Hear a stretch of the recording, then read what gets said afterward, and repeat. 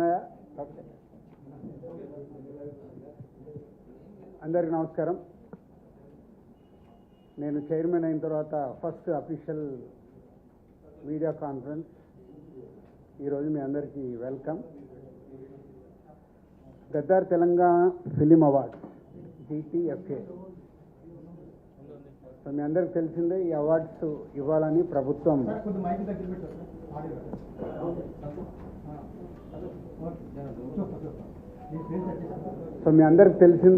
దీనికోసము government ఒక committee వేయడం జరిగింది. నరసింహరావు గారు చైర్మన్గా, వైస్ చైర్మన్గా నేనున్నాను ఆ కమిటీలో. సో దీనికి సంబంధించి అవార్డ్స్ ఎలా చేయాలి ఏంటి అనే దానికోసం గైడ్ లైన్స్ కోసం చాలాసార్లు మీటింగులు చేసి దానికోసం గైడ్ లైన్స్ మొత్తం రెడీ చేయడం జరిగింది. ఆ గైడ్ లైన్స్ సంబంధించి ఈరోజు మీడియా ద్వారా 2024లో సినిమాలు నిర్మించిన నిర్మాతలకి ఈ గైడ్ లైన్స్ని అందజేసేలాగా ఇటు FDC అండ్ మీడియా ద్వారా చేస్తున్నాం.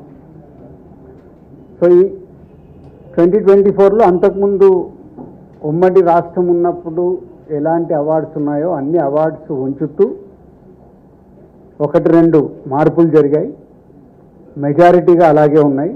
దాంతోపాటు పైడి జయరాజ్ గారి పేరు మీద అలాగే కాంతారావు గారి పేరు మీద కూడా స్పెషల్ అవార్డ్స్ యాడ్ చేయడం జరిగింది.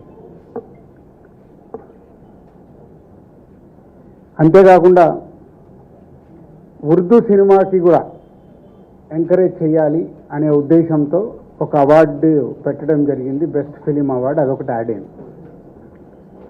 అంతేకాకుండా 2014లో తెలంగాణ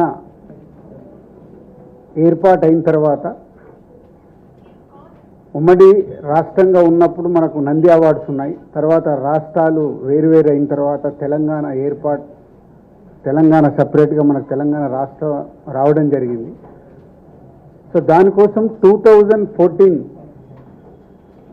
జూన్ నుంచి రిలీజ్ అయిన సినిమాలకి, అంటే ఎవ్రీ ఇయర్ 2014 జూన్ నుంచి 2023 డిసెంబర్ 31 వరకు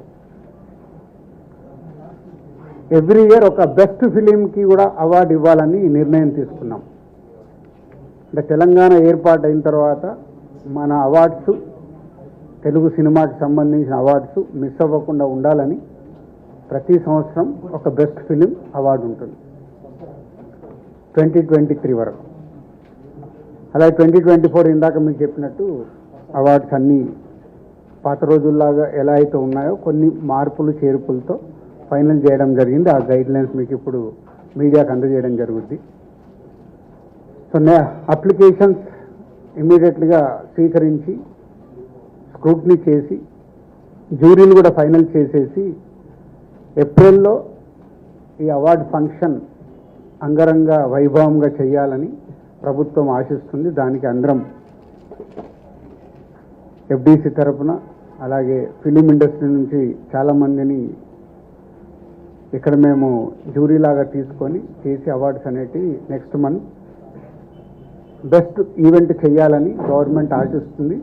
దానికి మేము కంప్లీట్ చేయాలని ఈ రోజు నుంచి కంకణం కట్టుకున్నాం. ఇది మెయిన్ ఎజెండా. ఇవన్నీ మీకు ఇప్పుడు FDC నుంచి మొత్తం ఎలాంటి గైడ్ లైన్స్ ఉన్నాయి ఏంటి అనేది మీకు అన్నీ ఇవ్వడం జరుగుతుంది. అలాగే 2014 నుంచి కొన్ని FDCకి అప్పుడు BRS గవర్నమెంట్ ఉన్నప్పుడు సైమా అవార్డ్స్ అని ఒకటి వాళ్ళు డిస్కషన్ జరిగినప్పుడు కొంతమంది FDCకి అవార్డు దానికోసము సిమ్మా అవార్డ్స్ అనుకున్నప్పుడు దానికి కొంతమంది FDCకి అవార్డ్స్ కోసము అప్లికేషన్తో పాటు సమ్ అమౌంట్స్ పే చేశారంట. అలాంటివన్నీ 2024 కంటే ముందు ఏవైతే అలాంటి ఏమైనా పే చేసినవి ఉంటే FDC నుంచి వాళ్ళకి అవి తిరిగి ఇవ్వడం జరుగుతుంది. ఎందుకంటే 2024 అవార్డ్స్ మనం కండక్ట్ చేస్తున్నాం కాబట్టి ముందు ఎవరైనా అలా పే చేసి ఉంటే వాళ్ళ అమౌంట్స్ తిరిగి ఇవ్వడం జరుగుతుంది. దీన్ని వాళ్ళు ప్రభుత్వం చూస్తున్నది అర్థం చేసుకొని వాళ్ళు ఎలాంటి కాంట్రవర్షియల్స్గా చూడకుండా ఒకసారి ఇక్కడ మళ్ళీ తెలంగాణ రాష్ట్రం నుంచి అవార్డ్స్ వస్తున్నాయి కాబట్టి అందరు పాజిటివ్గా ఉండి ఈ ఈవెంట్ని విజయం చేస్తే ప్రతి సంవత్సరం మనం సినిమా పండుగ హైదరాబాద్లో అద్భుతంగా జరుగుతుంది. That's it. Thank you. 1 వీక్లో అన్ని జ్యూరీస్ ఫైనల్ అవుతాయి. సో 1 వీక్లో అప్లికేషన్స్ కూడా స్వీకరించడం జరుగుతుంది. ఇవి 2 అయిపోగానే జ్యూరీ వాళ్ళ కార్యక్రమం మొదలు పెట్టేస్తారు చేసి ఏప్రిల్లో ఈవెంట్ ఉంటుంది. Thank you. అది జ్యూరీ అనేది ఫైనల్ చేస్తుందని చెప్పాను కదా. జస్ట్ ఇది మీకు ఇప్పుడు నోటిఫికేషన్ ఏంటి అనే దానికి మీకు ఇంటరాక్షన్ కోసం ఫస్ట్ టైం ఇక్కడ పెట్టాం. అయిపోయిన తర్వాత స్టెప్ బై స్టెప్ అయిన తర్వాత మళ్ళీ మాట్లాడుకున్నాం.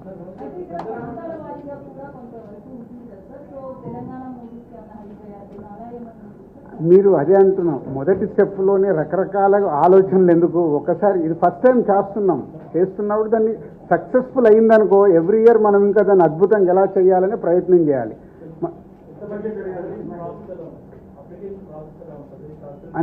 అన్నీ ఉన్నాయి అందుకే మీకు ఇప్పుడు నోటిఫికేషన్స్కి సంబంధించిన అన్ని డీటెయిల్స్ ఇస్తారు. ఒక్కొక్కటి నేను ఎక్స్ప్లెయిన్ చేయలేను కదా, చేయాలంటే గంట పడుతుంది.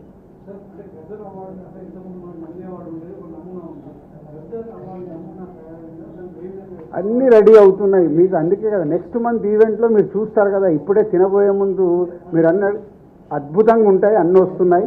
ఏప్రిల్ మంత్లో ఈవెంట్ జరిగేటప్పుడు మీరు చూస్తారు.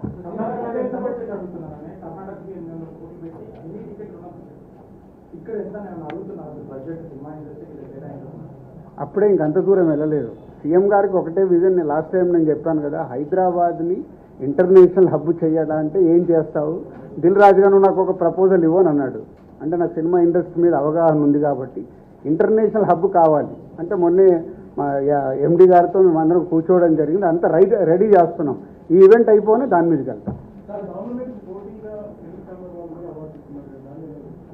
అవునా, ఇచ్చినప్పుడు మాట్లాడదాం. ఎందుకు దాని గురించి? అవార్డ్స్ అనేది ఎవరైనా ఇవ్వచ్చు. అది గవర్నమెంట్కి పోటీగానే అండర్లైన్ చేయడం బాగాలేదు. అది తప్పు. అది వాళ్ళు మీకు చెప్పారా? మీరు 100 అనుకుంటారు. మీరు అనుకుంటే ఏం పోయేది ఉంది? వాళ్ళు మీతో చెప్పారా గవర్నమెంట్గా పోటీకి ఇస్తున్నామని? చెప్పలేదు కదా. గవర్నమెంట్ అనౌన్స్ చేసింది. రేపు ఆటోమేటిక్గా ఈవెంట్ జరుగుద్ది. ఈవెంట్ జరిగినప్పుడు ఒక అద్భుతమైన ఈవెంట్ జరుగుతుంటే పోటీ ఎందుకు అవుతుంది?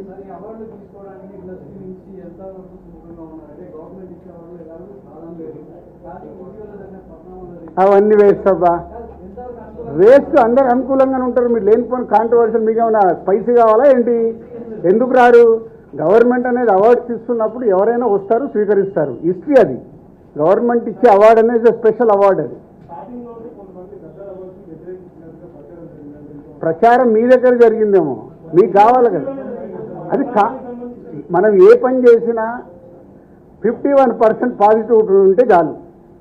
49% నెగిటివ్ మాట్లాడే వాళ్ళు ఎలాగో ఉంటారు. 51 ఉన్నారా లేదా మీకు కావాల్సిన కౌంటింగ్ పెట్టుకోండి. గవర్నమెంట్ అవార్డ్స్ ఇస్తుంది ఏంటి మీరు రిప్లై అని 51 వస్తే మనం సక్సెస్. Thank you.